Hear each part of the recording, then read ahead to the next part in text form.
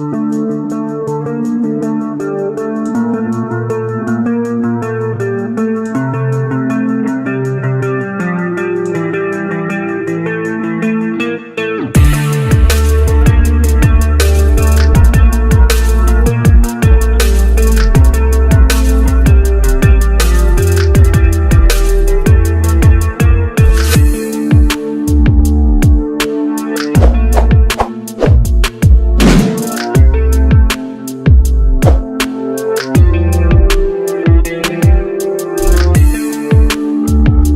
kalangan masyarakat Jawa Timur, mitos terkait hutan baluran yang angker sudah terkenal sejak lama.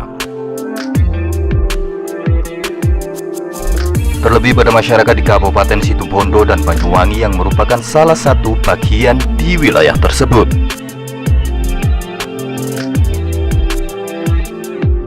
Hutan baluran berada di perbatasan Kabupaten Situbondo dan Kabupaten Banyuwangi. Bila menuju Banyuwangi dari arah Surabaya via jalur pantai utara, hutan baluran akan dilewati. Jalan yang membelah hutan ini sepanjang kurang lebih 25 km, terdiri dari tanjakan, turunan, dan kelokan, blind spot, dan hal-hal yang menantang lainnya.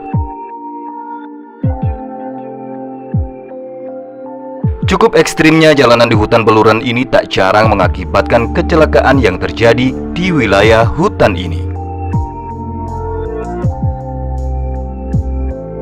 Tak jarang juga kecelakaan yang terjadi di hutan ini dikaitkan dengan hal-hal yang berbau mistis. Berikut ini beberapa mitos yang beredar tentang hutan baluran di masyarakat Jawa Timur.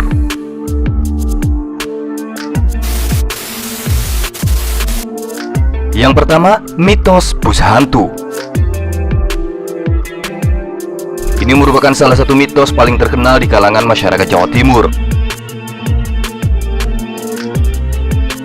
Cerita tentang bus hantu memiliki banyak versi, namun yang cukup tersohor adalah bus hantu jurusan Banyuwangi yang konon penumpangnya adalah makhluk gaib.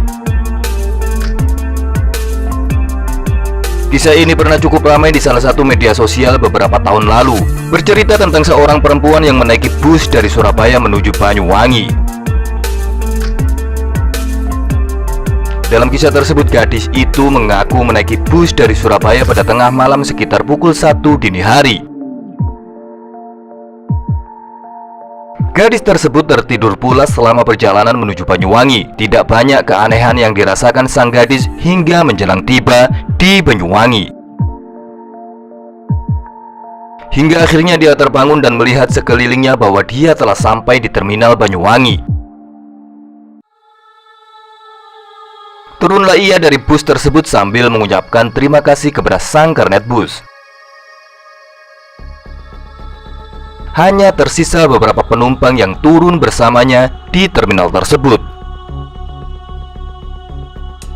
Para penumpang tersebut langsung pergi, begitu juga dengan bus yang ia tumpangi itu. Dalam sekejap, terminal itu pun menjadi sepi. Dan ketika ia melihat telepon selulernya untuk menelepon kerabatnya agar dijemput, betapa terkejutnya gadis tersebut bahwa jam di ponselnya menunjukkan pukul 2:16. Perjalanan yang tak masuk akal karena umumnya waktu tempuh antara Surabaya dan Banyuwangi adalah 4-6 jam via jalur Pantura. Tersadar bahwa ada yang aneh, gadis tersebut mencoba mencari seseorang di terminal tersebut yang ternyata diketahui bukanlah terminal yang sesungguhnya. Dia seorang diri di tempat tersebut dan tidak ada orang lain. Dia baru sadar bahwa dia sebenarnya berada di sebuah hutan dan bukanlah terminal. Gadis tersebut baru saja menaiki bus hantu lalu turun di terminal gaib yang disinyalir berada di wilayah tengah hutan baluran.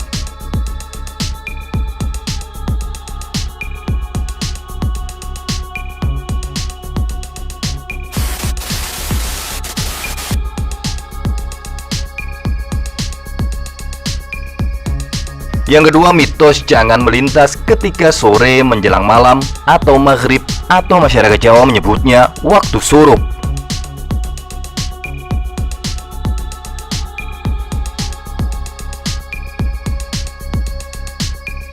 Kisah ini cukup tersohor di antara para supir truk yang sering melintasi kawasan hutan ini.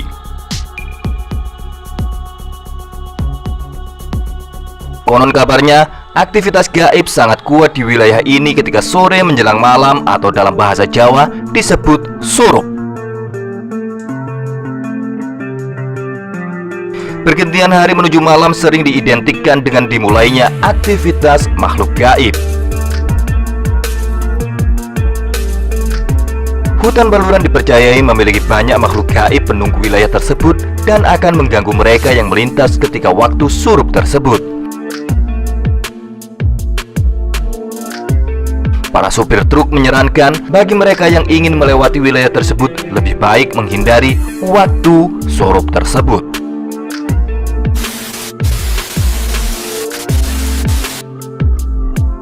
Mitos yang ketiga, kera penunggu hutan Baluran.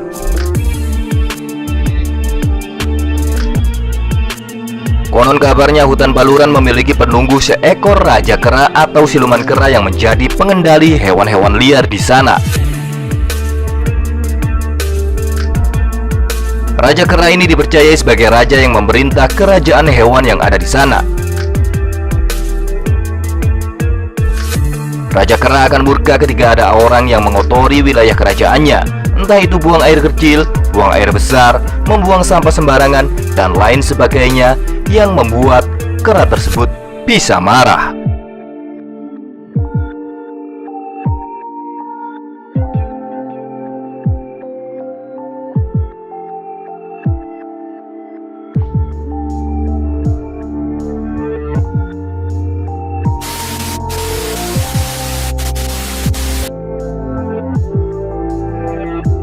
Yang keempat, mitos legenda Curah Tangis.